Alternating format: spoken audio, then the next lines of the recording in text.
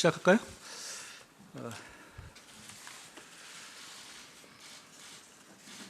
정부는 2023년 7월 18일 한국 시간입니다. 엘리엇 국제 투자 분쟁 사건 판정의 취소 소송 및 판정의 정정 해석 신청을 제기했습니다. 2023년 6월 20일 엘리엇 ISDS 판정이 선고된 이후에 28일 만에 후속 조치가 진행된 겁니다. 잘 아시겠지만 론스타와 비교해보면 론스타는 ICSID에 근거해서 된 것이고 엘리엇은 운시트랄 협정에 따른 것이기 때문에 절차에 좀 차이가 있습니다. 그러니까 운시트랄 협정에 따를 경우에 취소 소송의 제기 기간이 훨씬 짧고 한 달 내에 제기해야 되는 것이니까 오늘까지가 기한입니다. 참고로 취소 소송 여부를 결정하는 데 있어서 끝까지 계속 저희가 이 시간을 두고 있었던 것은 대부분의 경우 그런데요. 전략적인 이유입니다.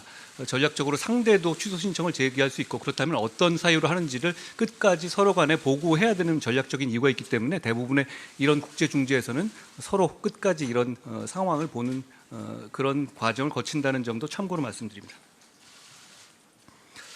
취소 소송의 이유를 말씀드리기 전에 판정 결과의 요지를 간단히 말씀드리겠습니다. 엘리엇 ISDS 중재판정부는 관할의 인정 여부와 우리 정부의 한미 FTA상 투자 보호 의무 위반 여부 등에 대해서 엘리엇 측 주장을 일부 받아들인 바 있습니다. 그러니까 당초 청구했던 액수보다는 상당히 줄어든 액수를 인용한 겁니다.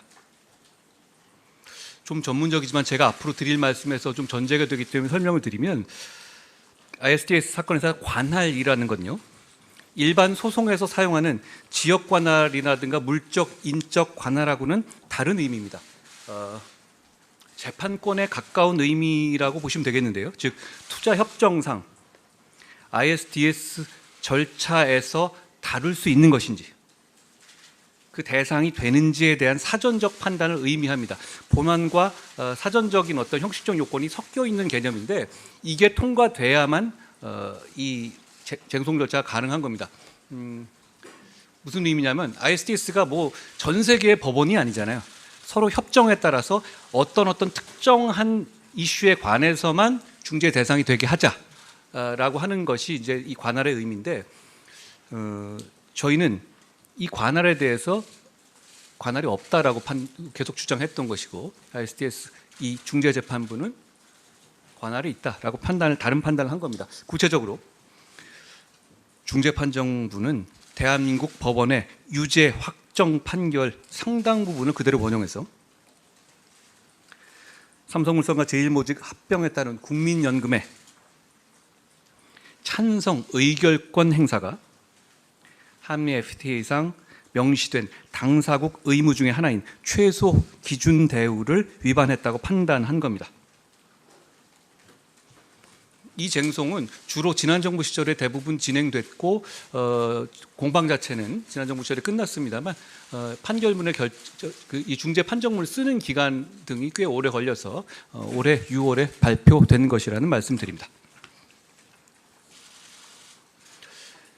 이제 본론을 말씀드리죠. 먼저 판정문의 정정 해석 신청의 배경입니다. 저희가 한 거는 판결문의 정정 해석 신청과 그리고 취소 소송입니다. 두 가지가 다르거든요.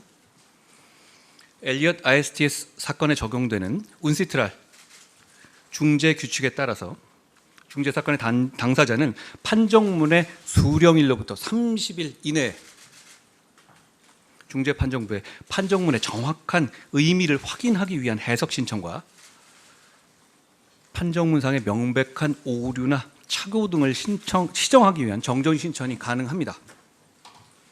정부는 오늘 엘리엇 ISDS 사건 판정문에서 중재판정부의 명백한 오류와 불명확한 판시사항이 있음을 확인해서 중재판정부의 판정에 대한 해석 정정 신청서를 제출했습니다. 아까 말씀드렸다시피 취소 소송과는 다른데요. 이 정정 신청은 중재판정부에 하는 것이고 취소 소송은 영국 법원에 하게 됩니다. 제가 이따가 다시 한번 설명드리겠습니다. 첫째, 정정 신청의 부분은 중재판정부는 판정 이후에서 엘리엇이 입은 삼성물산의 주가 하락으로 인한 손해액 산정에 있어서 삼성물산이 합병 이후 엘리엇 측에 지급한 합의금의 세전 금액을 손해액에서 공제하여야 한다, 이렇게 설치를 했거든요. 그런데 저희가 분석해 본 결과 실제로는 그 합의금의 세후 금액을 공제한 명백한 오류가 확인됐습니다. 그 착오로 인해서 정부가 부담해야 할 손해배상금의 원금이 60억 정도 부당하게 증가한 것입니다. 둘째로 해석 신청 부분은 이겁니다. 중재판정부는 판정의 이유에서 정부로 하여금 손해배상금의 원금에 대한 판정 전 이자를 한국 원화로 지급하여야 한다라고 설치했습니다. 그런데 정작 판정 주문에서는 그 이자를 미국 달러화로 지급하여야 하는 것으로 해석될 수 있게 판시이 됐습니다. 그렇기 때문에 판정 이유와 주문의 불일치에 대한 정확한 해석이 뭔지를 묻는 절차가 필요한 것입니다. 정부는 이 판정문에 대한 해석 정정 신청을 통해서 판정문상의 명백한 오류를 바로 잡겠다는 것입니다. 자, 이제 중재 판정에 대한 취소 소송 제기의 이유와 배경에 대해서 설명드리겠습니다. 아까 제가 잠깐 말씀드렸습니다만 엘리엇 ISDS 사건에서 적용되는 운시트랄, UN 국제상거래법위원회를 운시트랄이라고 하거든요. 중재 규칙에 따라서 중재 사건의 당사자는 판정일로부터 28일 이내에 이 사건 중재지인 영국 법원에 판정에 대한 취소 소송을 제기할 수 있습니다. 론스타와 차이가 있다는 절차를 말씀드렸죠. 론스타는 서로 간의 이 근거하기로 합의된 내용이 다르기 때문에 론스타는 바로 그 중재재판부의 새로운 중재재판부를 구성해서 취소 소송을 하는 것이고, 지금 이 절차, 운시트랄 절차를 따를 경우에는 중재지의 통상법원의 1심 재판을 새로 시작한다는 겁니다. 그러니까 영국 법원에 취소 소송을 제기하는 것이죠. 참고로 영국 법원에 이렇게 취소 소송을 제기한 전례는 있습니다. 다야니 사건이라고 이란과 관련된 사안이 있었죠. 기억하시겠습니다만, 다야니 사건과 관련해서 문재인 정부 당시에 취소 소송을 영국 법원에 제기했다가 결국 패소한 사례가 있습니다.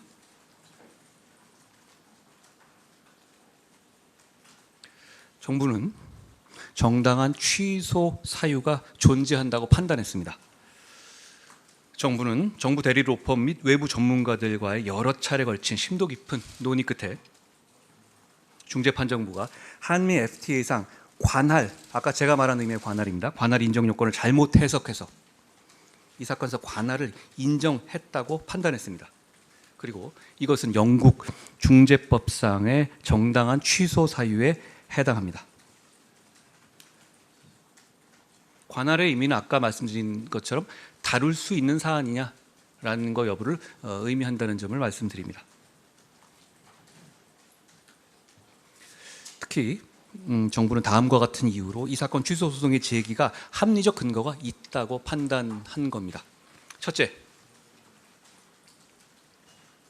소수 주주는 자신의 의결권 행사를 이유로 다른 소수 주주에게 어떤 책임도 부담하지 않는다는 것이 전 세계적으로 공인된 상법상의 대원칙이자 상식입니다. 삼성물산의 소수 주주의 한 명에 불과한 국민연금이 자신의 상업적 의결권 행사를 이유로 다른 소수 주주인 엘리엇에 대해서 손해배상 책임을 부담하는 것은 이 원칙에 반한다는 점입니다.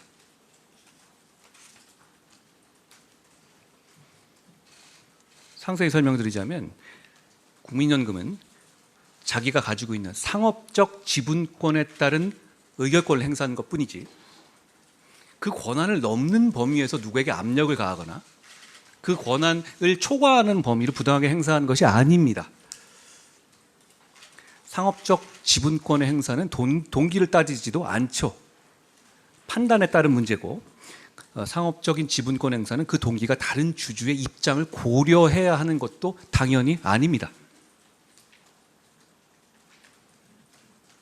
만약 이런 상업적 지분권의 행사마저 ISDS의 대상으로 될 경우에는 우리나라뿐 아니라 다른 모든 국가의 국부펀드나 연기금 펀드의 지분권 행사도 모두 ISDS로 걸면 걸리게 돼서 다른 국가에서도 우리의 논지에 공감하는 입장이 많을 것이라고 생각합니다.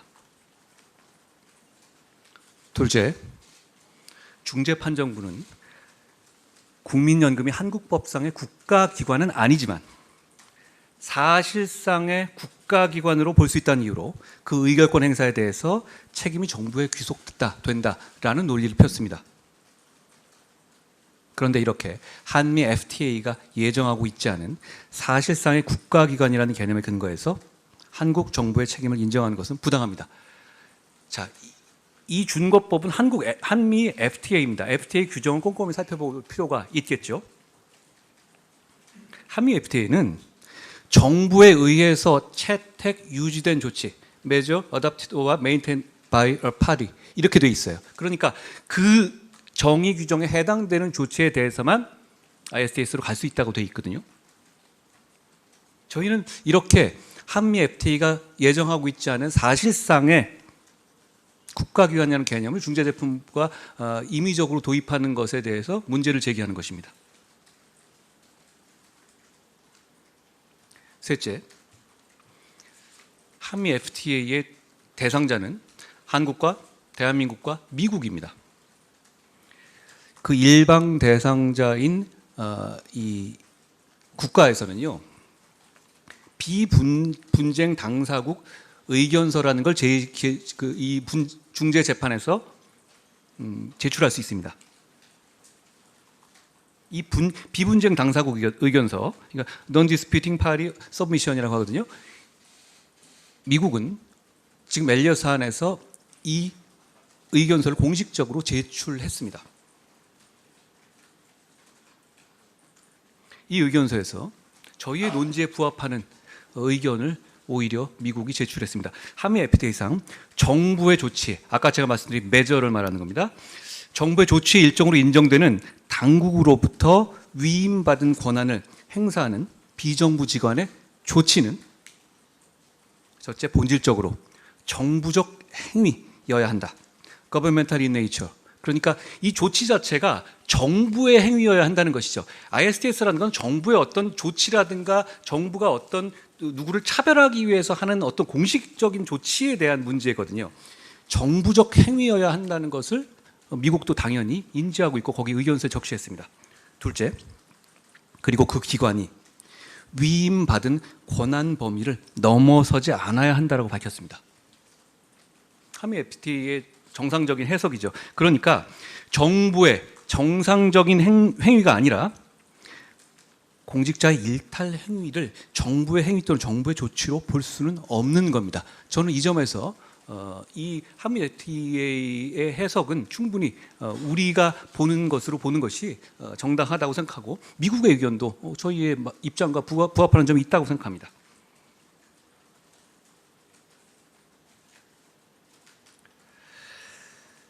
넷째, 아까 세 번째 말씀 중에서 보면 이런 거거든요. 사실 엘리엇의 본국은 미국입니다. 그런데 오히려 미국이 낸 이 의견서가 저희가 원용할 만한 어떤 이 해석을 해주고 있다는 점이 특이한 점입니다. 제가 몇째까지 했죠? 셋째인가요? 넷째입니다. 그럼 또한 삼성물산 제2모주 합병 관련해서 삼성물산의 소액주주들이 제기한 여러 가지 소송이 대한민국에 있습니다. 대한민국 법원에 합병 무효 소송을 제기한 적이 있고 국가를 상대로 한 손해배상 청구 소송이 있었습니다. 대한민국 법원은 전 보건복지부 장관의 직권남용 등 절차적 위법 행위가 있었더라도 국민연금이 결과적으로 독립된 의결권 행사를 했다라고 봐서 이 두 가지 소송을 기각했습니다. 첫 번째 소송은 확정됐고 두 번째 소송은 항소심 판결까지 기각 판결이 나와 있는 상태입니다. 한 달 정도 됐나요, 나온 게?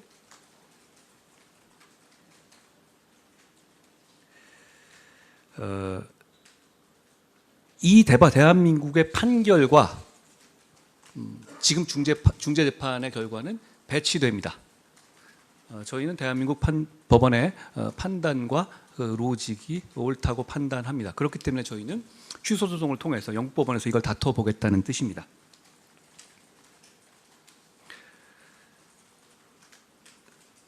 다시 한번 말씀드리지만 상업적 지분권 행사를 하는 주주일 뿐인데 그 주주가 다른 주주를 이 입장을 고려할 필요는 없는 것이죠. 이 범죄로 인한 피해는 국민연금이 입은 것이지 국민연금의 의결권 행사가 어떤 방식으로 가야 된다고 결정되거나 그 방향이 정해지는 문제가 아닙니다. 의결권 행사는 정의감이나 공정함에 맞춰서 해석해야 되는 것이 아니라 의결권자의 의사대로 하면 되는 것이거든요. 실제로 국민연금 외에도 다른 많은 소수주주들이 이 합병에 찬성했었죠. 그게 당부를 떠나서 지분권 행사는 행사하는 지분권자 마음인 거죠. 그러니까 지분권 행사를 내가 이렇게 한다고 해서 다른 지분권자까지 생각해서 그렇게 해야 된다? 그리고 이것을 ISDS라는 어떤 국제적인 소송에서 마음껏 재단할 수 있는 영역으로 인정해버린다면 앞으로 우리는 국민연금의 모든 지분권 행사가 이랬을 것이라는 전제하에 이 대상이 될 거고 거기에 대해서 그 소송에 대해서 이 전례에 맞춰서 수인해야 되는 상황이 생길 거라고 생각합니다. 취소소송 제기의 필요성에 대해서 좀 부연해서 말씀드리겠습니다. 우리는 이렇게 정당한 취소 사유가 있다고 판단함과 더불어서 다음과 같은 사유로 취소소송의 제기가 반드시 필요하다고 봤습니다. 첫째, 공공기관 등이 소수주주로서 주주총회에 참여해서 의결권 행사 사안에서 국가에 책임을 물은 ISDS 사건 자체는 전 세계적으로 찾기가 어렵습니다. 둘째, 또한 지금 이 사안에서 취소 소송 제기하지 않을 경우에 이 사안과 유사한 사실관계에 기초해서 손해배상을 구하는 관련 사안에 대해서 부정적인 영향을 끼칠 겁니다. 저희는 그 부분에 대해서 동의하기 어렵습니다.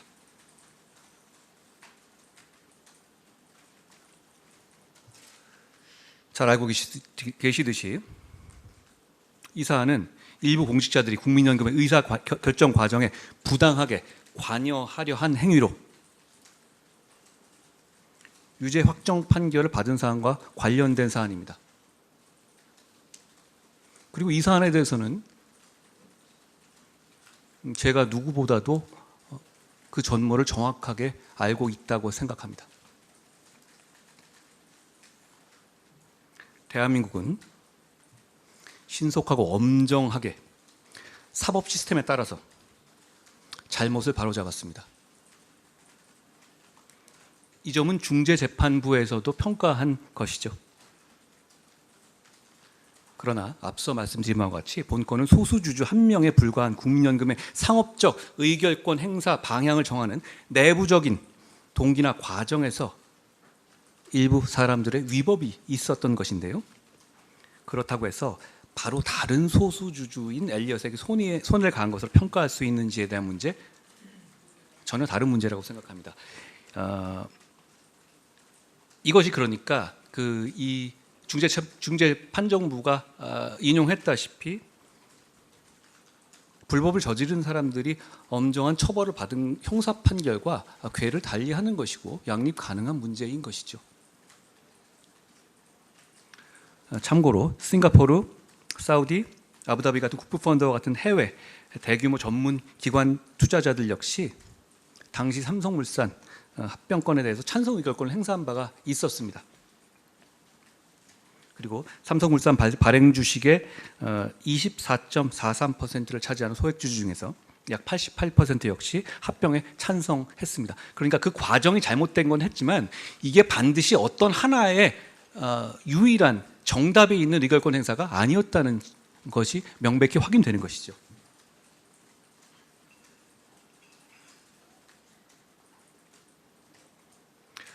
저는 이 형사 사건을 수사해서 잘못을 바로잡는데 실질적으로 관여한 사람입니다. 그렇기 때문에 더 선명하고 당당하게 이 사안은 대한민국 정부가 엘리엇에게 소수주주 중에 한 명에 불과한 엘리엇에게 돈을 물어줄 사안이 아니라고 생각합니다.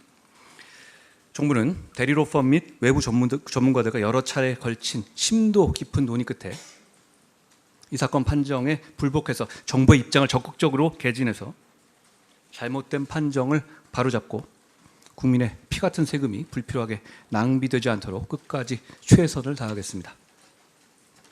마지막으로 정부의 투명한 정보 공개 방침에 대해서 말씀드립니다. 정부는 국민의 알 권리 보장 등을 위해서 법령이 허락하는 최대한 정보를 공개하겠습니다. 중재판정부 등과 협의를 진행해 왔습니다. 국문 및 영문으로 작성된 중재판정문이 우리 시간으로 오늘 저녁 8시경에 국제상설중재재판소 PCA 홈페이지에 게재될 예정입니다. 법무부 홈페이지도 역시 위 중재판정문을 게재하겠습니다. 아울러 판정의 정정, 해석 신청 및 취소 소송 등의 후속 조치 과정에서도 절차 및 진행 경과를 국민들과 언론인들께 적극적으로 공개하고 설명드리도록 하겠습니다. 이상 제 말씀은 마치고요. 질의 있으시면 저희가 실무자들과 같이 제가 답드리겠습니다.